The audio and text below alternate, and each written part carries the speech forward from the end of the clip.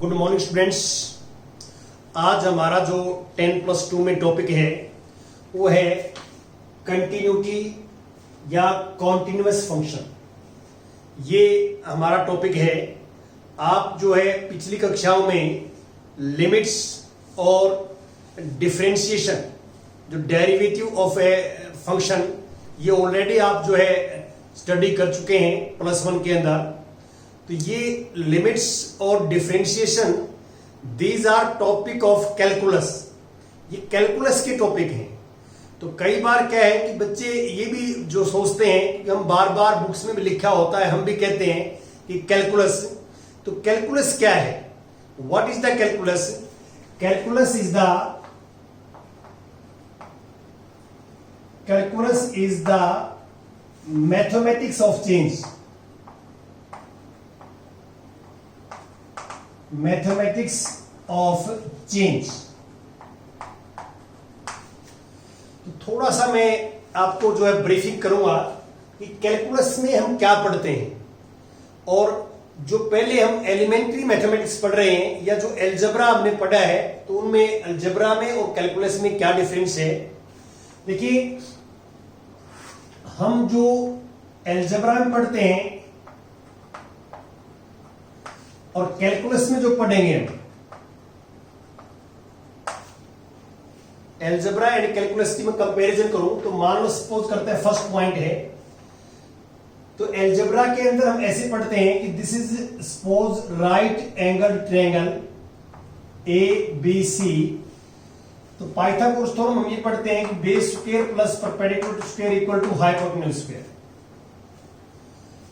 हम y equal to mx plus c, this is equation of a line. ये line की equation है।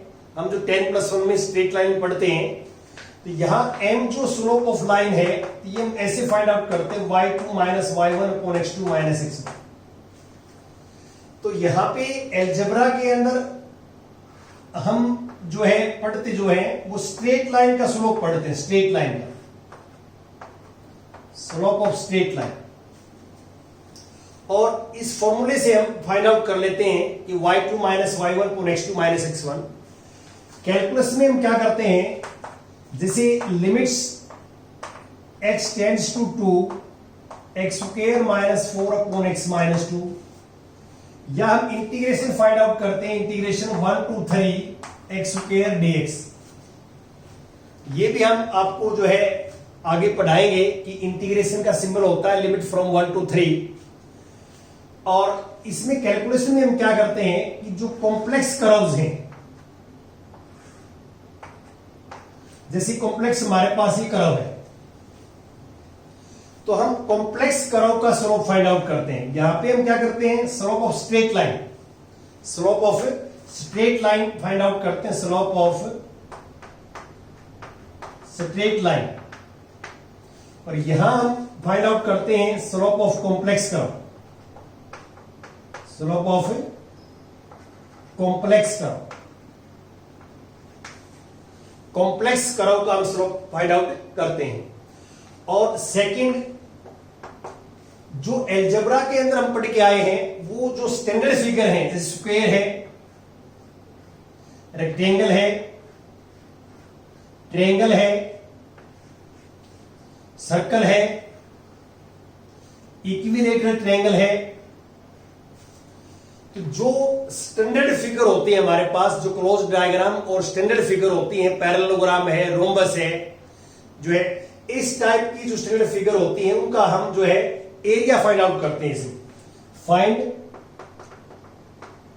The area, ये हम अलजेब्रा में ऑलरेडी पढ़ चुके हैं। लेकिन जो कैलकुलस में हम फाइंड आउट करेंगे, यहां पे सेकंड नंबर, ये फर्स्ट पॉइंट था। सेकंड पॉइंट में कि हम कुछ इस टाइप की जो क्लोज डायग्राम होंगे, जो हम अलजेब्रा में फाइंड आउट एरिया नहीं कर सकते। जैसे फॉर एग्जांपल, जैसे ये मेरे पास एक डायग्राम है,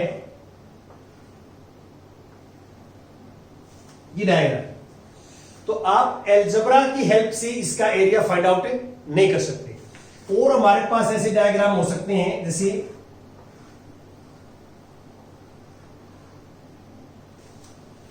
इस फिगर का एरिया फाइंड आउट करना है हमने। ये क्लोज फिगर है लेकिन ये रेगुलर फिगर नहीं है, तो इस टाइप की फिगर्स का हम एरिया फाइंड आउट करते हैं। Find the area using calculus. This is close complex curve, close complex diagram कह सकते हैं आप।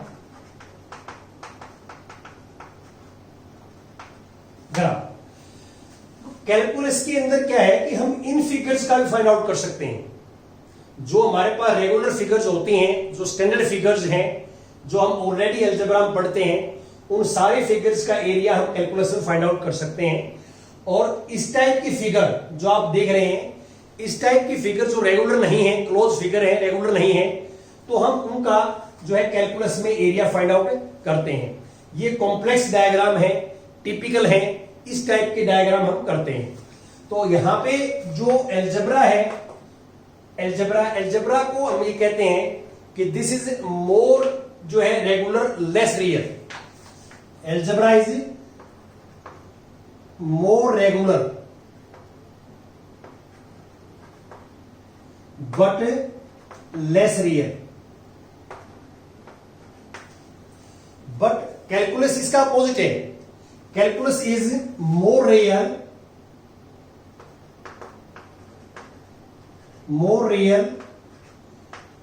But less regular.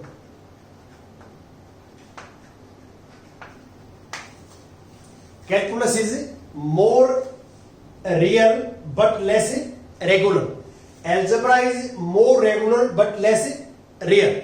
तो ये कुछ मैंने आपको जो है थोड़ा सा आइडिया दिया है कि हम अलजेब्रा और कैलकुलस के अंदर जो है क्या डिफरेंशिएट करते हैं, ताकि बच्चे को ये रहे कि हम जो कैलकुलस की ब्रांच पढ़ रहे हैं, हम जो एंटर कर रहे हैं धीरे धीरे, तो हम क्या है अलजेब्रा से कैलकुलस के अंदर एंटर कर रहे हैं। और ये थोड़ा सा मैंने बेसिक्स कुछ पॉइंट्स बताए हैं कि there is difference between algebra and calculus और इसमें डिफरेंस ये है। अब मैं आपको थोड़ा सा प्रीवियस नॉलेज को इसके साथ अटैच करता हूं कि आपने 10+1 के अंदर जो लिमिट्स के बारे में पढ़ा है, तो वो मैं आपके साथ डिस्कस कर रहा हूं कि लिमिट। देखिए, वैसे लिमिट्स का कॉन्सेप्ट आप ऑलरेडी पढ़ चुके हैं, फिर भी मैं इसको जो है ब्रीफिंग करूंगा यहाँ पे कि आइडिया दूंगा कि लिमिट्स का मीनिंग क्या होता है और हम कैसे फाइंड आउट करते हैं लिमिट्स, ये हम डिस्कस कर रहे हैं। Now we take a function. देखिए, हम एक फंक्शन लेते हैं f(x) इक्वल टू x²-4/x-2। तो आप इसमें क्लियरली देख सकते हैं यदि हम इसके अंदर 2 पुट करते हैं, इस फंक्शन के अंदर पुट x इक्वल टू 2, ये 2 पुट करें इसके अंदर, तो हमारे पास जो रिजल्ट आएगा f2 तो 0/0 आएगा। देखिए, x को 2 पुट करेंगे तो 0/0, न्यूमरेटर भी 0 बनेगा और डिनोमिनेटर भी 0 बनेगा। देखिए, ये इनडिटरमिनेट फॉर्म्स होती है। ये क्या है? Indeterminate form. थोड़ा सा मैं आपको ये इनडिटरमिनेट फॉर्म के बारे में बता देता हूं कि मैथमेटिक्स में कुछ टर्म्स ऐसी हैं जिसकी वैल्यू हमें पता नहीं है, उसकी वैल्यू क्या आएगी। अब 0.0 का रिजल्ट क्या आएगा, वी डोंट नो, हमें पता नहीं है। तो ऐसी मैथमेटिक्स में 7 इनडिटरमिनेट फॉर्म होती हैं। 7 तो 7 कौन कौन सी होती हैं? एक 0.0 है, एक plus minus infinity upon plus minus infinity है, ये एक ही है, plus infinity upon plus infinity या माइनस इन्फिनिटी अपॉन माइनस, एक ही मानी जाएगी। और एक ये मान लो 0 जो है इन्फिनिटी रेज टू पावर 0 और 0 मल्टीप्लाई बाई इन्फिनिटी, और 0 raise to power 0, 1 raise to power infinity और इन्फिनिटी माइनस इन्फिनिटी। ये 7 इनडिटरमिनेट फॉर्म होती हैं। ये इनडिटरमिनेट फॉर्म है। ये हम कभी भी, जैसे यहां पे x इक्वल टू 2 पुट किया है मैंने इसके अंदर और मेरे पास रिजल्ट 0.0 आ जाता है, तो ऐसे इनमें से कोई भी रिजल्ट आ सकता है। ये देख सकते हैं 1 2 3 4 5 6 7। मैथमेटिक्स के अंदर क्या है कि 7 इनडिटरमिनेट फॉर्म्स हैं, इनकी वैल्यू का हमें पता नहीं, we don't know about this कि इनका रिजल्ट क्या है। और ये कई बार क्या है कि बच्चा जो है वो डिफरेंशिएट नहीं कर पाता, अंतर नहीं कर पाता कि इनडिटरमिनेट फॉर्म में और डिटरमिनेंट फॉर्म में। तो वो मैं लिख देता हूं कि डिटरमिनेंट फॉर्म्स ये होती हैं, डिटरमिनेंट फॉर्म जैसे इन्फिनिटी प्लस इन्फिनिटी, इन्फिनिटी आएगा, minus infinity minus infinity, minus infinity आएगा, इन्फिनिटी मल्टीप्लाई इन्फिनिटी, इन्फिनिटी आएगा, zero raise to power infinity, zero आएगा, zero raise to power infinity zero, और इसके बाद जो है जैसे zero raise to power minus infinity, this is infinity. तो इस टाइप की जो फॉर्म्स होती हैं जो मैंने आपके सामने लिखी हैं, इनको बोलते हैं हम डिटरमिनेंट फॉर्म्स, डिटरमिनेंट फॉर्म। और ये 7 होते हैं इनडिटरमिनेंट फॉर्म। लिमिट्स के कॉन्सेप्ट में ये बड़ी इंपॉर्टेंट है, जैसे कि हम आगे कंटिन्यू करेंगे, डिस्कस करेंगे। तो अब आप क्लियर देख सकते हैं कि ये जो फंक्शन है, जो मैंने फंक्शन लिया है एफ एक्स, ये x इक्वल टू 2 पे ये डिफाइंड नहीं है। This function is not defined, ये डज नॉट एग्जिस्ट नहीं करता। तो this implies f x does not exist at x equal two. तो अब मैं क्या करता हूं, as x is closer to closure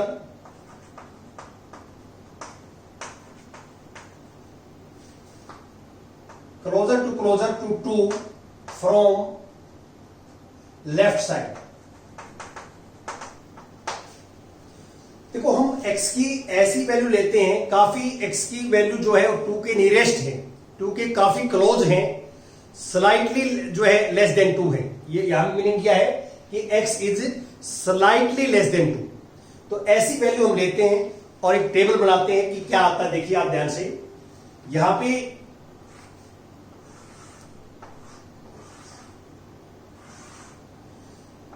this x and this is F x. Suppose करता हूं वी टेक 1.9। यदि आप 1.9 यहां पुट करते हैं तो हमारे पास रिजल्ट क्या आता है, देखिए f 1.9 पुट यहां फंक्शन में करेंगे तो 1.9 होल स्क्वायर, 4 को 2 का स्क्वायर लिख देंगे और 1.9 माइनस 2। अब ये आइडेंटिटी है A square minus B square, factor A minus B into A plus B. A minus B नीचे वाले से कैंसिल हो जाएगा, ए प्लस बी रहेगा यहाँ, और दिस 30.9, दिस इज 30.9। यदि आप मान लो 1.99 लिखते हो आप, तो यहां 3.99 आएगा। इसी फॉर्मूले से सिंप्लीफाई करेंगे, 1.98 लिखते हो 98, तो यहां आएगा 3.98। ऐसे आप इनफाइनाइट मैनी वैल्यू ले सकते हैं। यहां पे आप जो है इनफाइनाइट मैनी वैल्यू ले सकते हैं x की, which are slightly less than 2, जो 2 से स्लाइटली लेस है, ज्यादा दूर नहीं जाना आपने, slightly just less than 2, just less than 2। You take infinite many values और वहां से आप एफ एक्स की वैल्यू निकाल सकते हैं। अब मैं जो है यहां पे लेता हूं कि जो है as x is closer to closer to x is closer to closer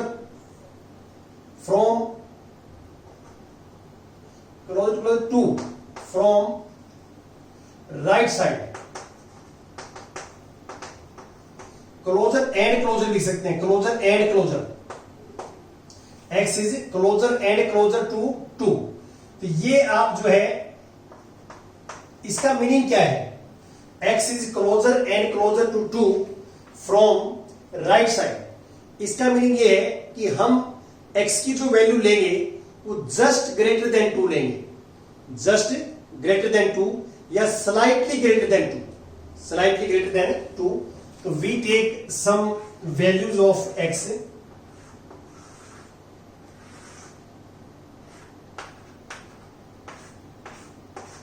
आप देखिए 2.1 ले लें तो 2.1 यहां पुट करेंगे, ऐसे फैक्टर्स वगैरह करेंगे तो हमारे पास 4.1 आ जाएगी, और 2.01 लेंगे तो 4.01 आ जाएगी, 2.2 लेंगे तो 4.2 आ जाएगी, 2.02 लेंगे तो 4.02 आ जाएगी।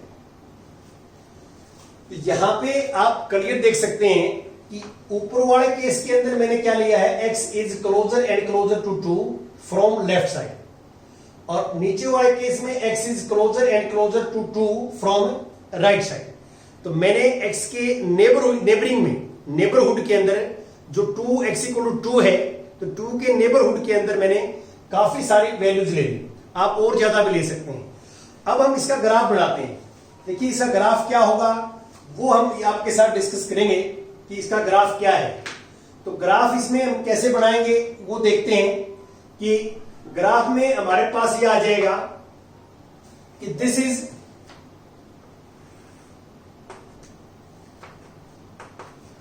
x axis and this is y axis, this is y axis O। तो अब हम पॉइंट लगाएं यहां तक 1 2 1 2 और यहां तक 1 2 4 1 2 4 1 2 4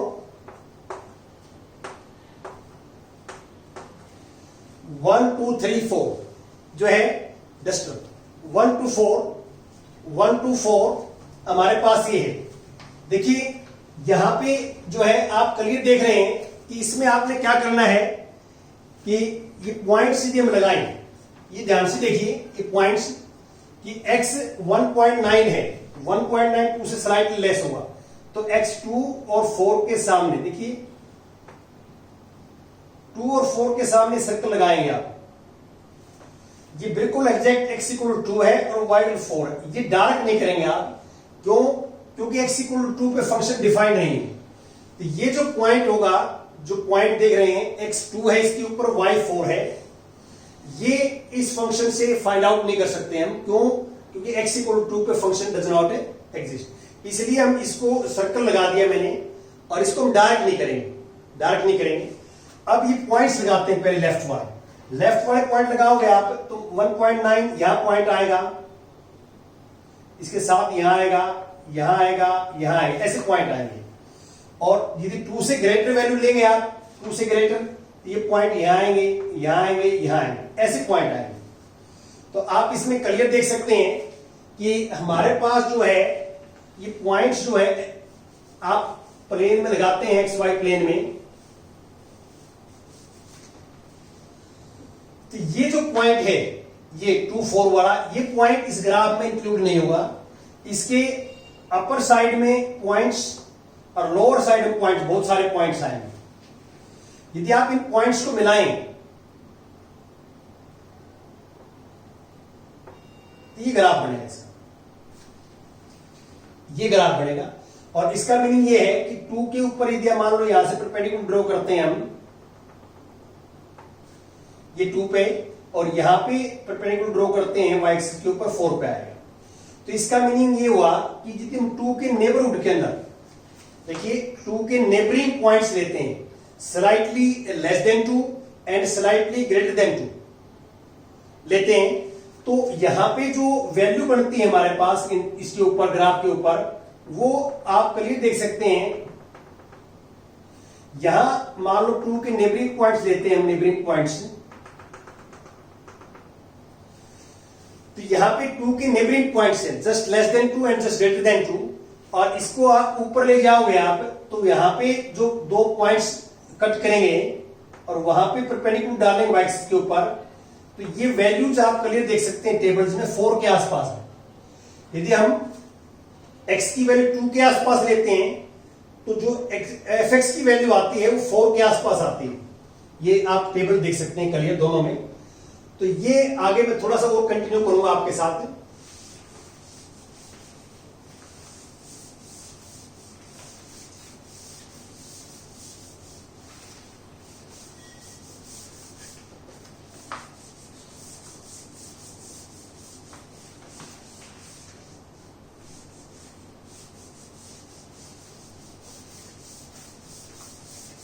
हाँ जी, अब देखिए आप, हम इस ग्राफ की बात कर रहे थे आपके साथ, ग्राफ के ऊपर। तो यहां पे हम एक चीज नोट कर रहे हैं कि जो x इक्वल टू 2 है उसके सामने जो पॉइंट है वो ग्राफ के ऊपर नहीं है। क्यों? क्योंकि ये 2 4 जो है इससे वैल्यू नहीं आ सकती टेबल में, तो इसलिए हाँ इसके जो पॉइंट है ये इसके अपर साइड में और लोअर साइड में जो पॉइंट्स हैं वो सारे के सारे जो है इस टेबल्स के अंदर आप देख सकते हैं, ले सकते हैं। अब मैं आगे थोड़ा सा कंटिन्यू करता हूं इसको कि हम इसको लिखते कैसे हैं। हमने ये बता दिया आपको कि x की वैल्यू 2 के आसपास है, 2 के आसपास है, तो fx की वैल्यू 4 के आसपास आती है। आप ग्राफिकली भी देख सकते हैं और आप जो टेबल से भी देख सकते हैं कि x की वैल्यू मैंने स्लाइटली लेस देन 2 ली तो fx की वैल्यू 4 के आसपास आई, और x की वैल्यू ग्रेटर देन 2 ली, स्लाइटली ग्रेटर देन 2, तो fx की जो वैल्यू आई वो हमारे पास है जो है ये आप देख सकते हैं ग्रेटर देन 2। ये हमारे पास sorry greater than just greater than 2 लेते हैं तो ये 4 के आसपास आती है। हमारे पास क्या आती है? 4 के आसपास आती है जो आप देख रहे हैं। अब मैं आगे कंटिन्यू कर रहा हूं कि इसको हम लिखते कैसे हैं। इसका मीनिंग क्या है? इसका मीनिंग ये है कि fx is closer to 4, fx is closer to 4 when x is closer to 2 from left to right, from left to right। ये देख सकते हैं आप, इसमें ये कर सकते हैं जो आप क्लियर देख सकते हैं डायग्राम से भी और इस टेबल से भी कि fx is closer to 4 when x is closer to 2 from left to right। ये आप देख सकते हैं। अब मैं आगे इसको हम ऐसे लिखते हैं कि fx tending to 4 when x tending to 2 या tends to 2। x 2 के आसपास है तो fx की वैल्यू 4 के आसपास है। इसको हम फिर मैथमेटिकली ऐसे लिखते हैं कि limit of fx when x tend to 2 equal to 4। ये एक लिखने का मेथड है जो हम बढ़ाते हैं, ये एक लिखने का प्रोसेस होता है, मेथड होता है जो आप देख रहे हैं। अब मैं आगे जो है ये हम पढ़ के आए हैं, ये लिमिट्स के बारे में पढ़ के आए हैं। इसका मीनिंग ये है कि x की वैल्यू 2 के आसपास है तो fx की वैल्यू 4 के आसपास है। तो आप यहां क्लियर देख सकते हैं कि fx जो है वो जो है x इक्वल टू 2 पे डिफाइंड नहीं है, डज नॉट एग्जिस्ट। अब एक फंक्शन डिफाइन करते हैं। देखिए ध्यान दें, डिफाइन ए फंक्शन fx। ये वैल्यू फंक्शन लेता हूं मैं x² -4 upon x -2 if x not equal to 2, और इसकी वैल्यू मान लो सपोज करती है 4 आती है इफ x इक्वल टू 2। तो इसको मैंने अलग से डिफाइन कर लिया। हमें ये पता था कि ये फंक्शन 2 पे डिफाइन नहीं है, तो इसलिए मैंने इसकी वैल्यू x इक्वल टू 2 पे 4 मान ली। सपोज कर ली 4 है और x नॉट इक्वल टू 2 पे ये फंक्शन ये लेना है। अब आप इसमें क्लियर देख सकते हैं कि x इक्वल टू 2 पे जो लिमिट फाइंड आउट की है मैंने, ये x टेंड टू 2, इसका मीनिंग क्या है कि x may be slightly less than 2 and x may be slightly greater than 2। ये दोनों लिमिट्स का काम कर रहे हैं। यहां पे ये लेफ्ट हैंड लिमिट का काम भी कर रही है और ये राइट हैंड लिमिट का काम भी कर रही है जो आप देख रहे हैं। अब इसको हम ऐसे लिखते हैं। अब देखिए ये जो चीज आप दोनों देख रहे हैं कि ये लेफ्ट हैंड लिमिट है स्लाइटली लेस देन 2, इसको ऐसे लिखेंगे कि limit x tends to 2 negative fx equal to 4, और यहां पे इस टेबल से हम ऐसे लिखेंगे कि limit x tends to 2 plus slightly greater than fx equal to 4।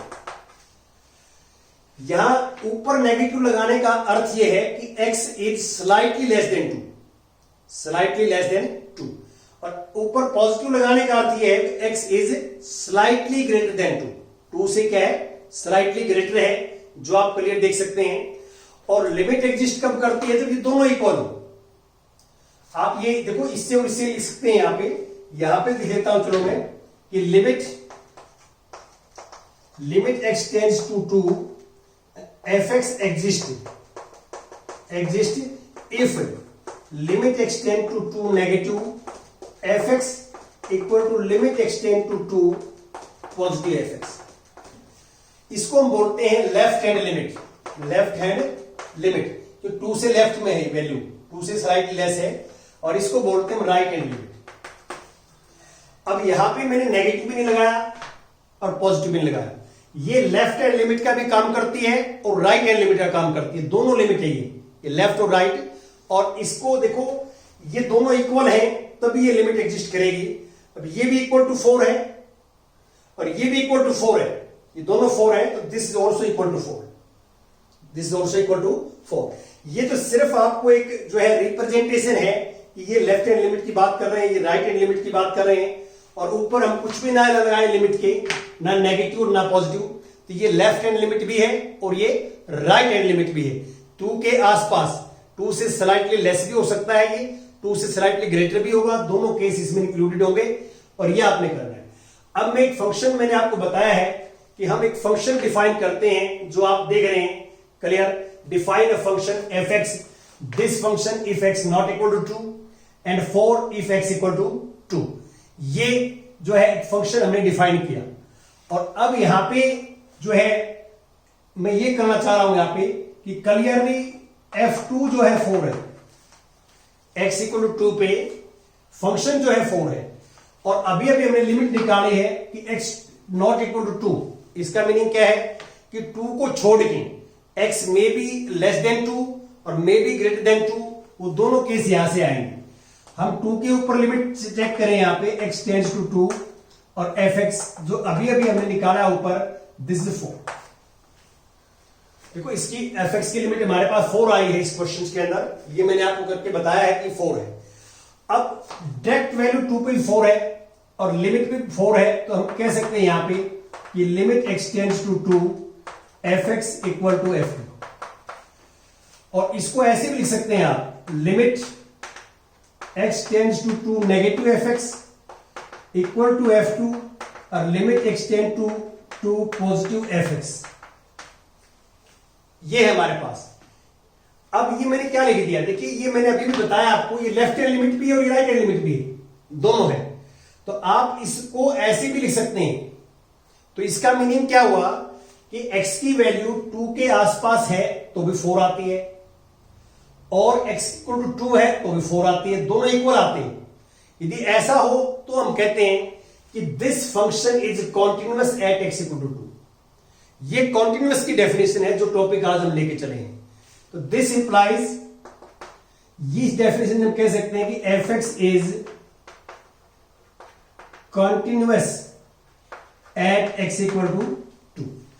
f(x) जो है वो x इक्वल टू 2 पॉइंट के ऊपर कंटिन्यूअस है।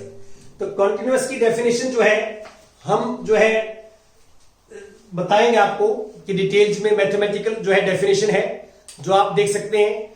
और ये जो है आप ध्यान रखें इसको कि x इक्वल टू एक फिक्स पॉइंट के ऊपर हम डेफिनेशन डिफाइन करते हैं। अभी ये आपको कुछ क्लियर होगा वो कॉन्सेप्ट जो मैं आपको समझाना चाह रहा हूं कि हम x equal to 2 particular point के ऊपर फंक्शन की डायरेक्ट वैल्यू निकालेंगे और उसी पॉइंट के ऊपर फंक्शंस की लिमिट फाइंड आउट करेंगे।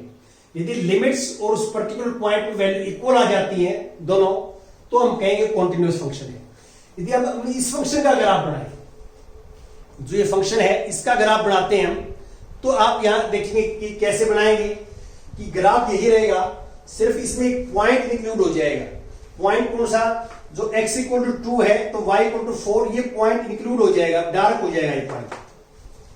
ये डायरेक्ट क्यों हो जाएगा, क्योंकि इसकी टेबल के अंदर ये वाला एक्स्ट्रा ऐड हो गया। x इक्वल टू 2 है तो fx इक्वल टू 4 है, तो ये पॉइंट टेबल में आएगा। आप इस टेबल में ऐड कर लें या इस टेबल में ऐड कर लें, तो x equal to 2, y equal to 4।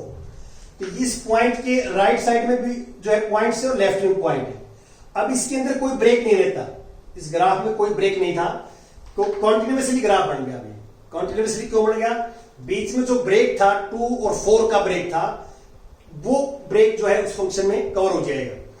तो अब मैं जो है थोड़ा सा पहले तो डेफिनेशंस की बात करता हूं कि डेफिनेशंस क्या होती है कॉन्टिन्यूअस फंक्शन की, और फिर हम ग्राफिकली डेफिनेशंस की बात भी करेंगे। देखिए ग्राफ पे ऊपर क्या आइडिया आएगा आपको। अब इसका हम ग्राफ बनाते हैं इस फंक्शन का, तो ग्राफ इसका कॉन्टिन्यूसली बनेगा, बीच में कोई ब्रेक नहीं आएगा।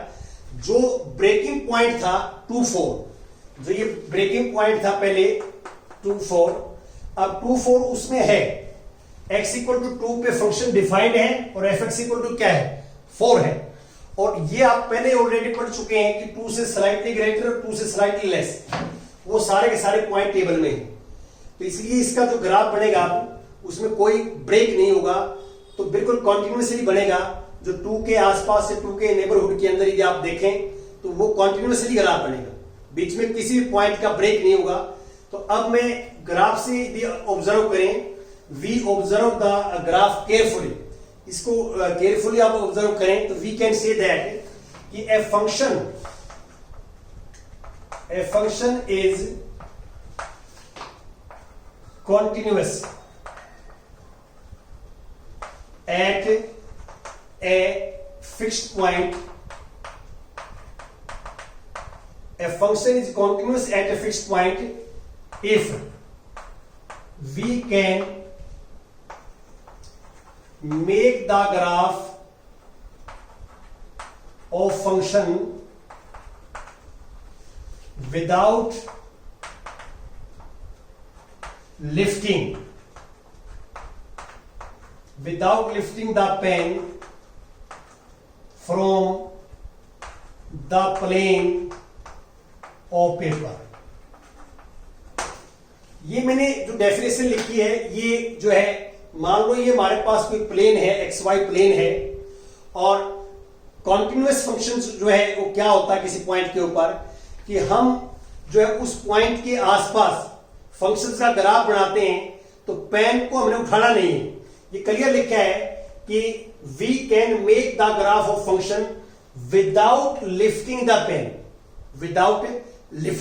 पेन, तो कंटिन्यूअसली ग्राफ बनना चाहिए, पेन को हमने उठाना नहीं है, और from the plane of the paper. और ये जो ग्राफ है, जो फिक्स पॉइंट है, जिस फिक्स पॉइंट, यहां फिक्स पॉइंट 2 है, जैसे ये 2 के ऊपर हम आसपास बात कर रहे हैं, तो ये फिक्स पॉइंट जो होगा उसके हम जो है अराउंडिंग ही ग्राफ बनाएंगे, फिक्स पॉइंट के अराउंड दाएं बाएं हम जो है ग्राफ बनाएंगे, और उस फिक्स पॉइंट के दाएं बाएं जो है graph without lifting the pen आप ग्राफ बना सकते हैं। तो we can see that this function is continuous at a fix point.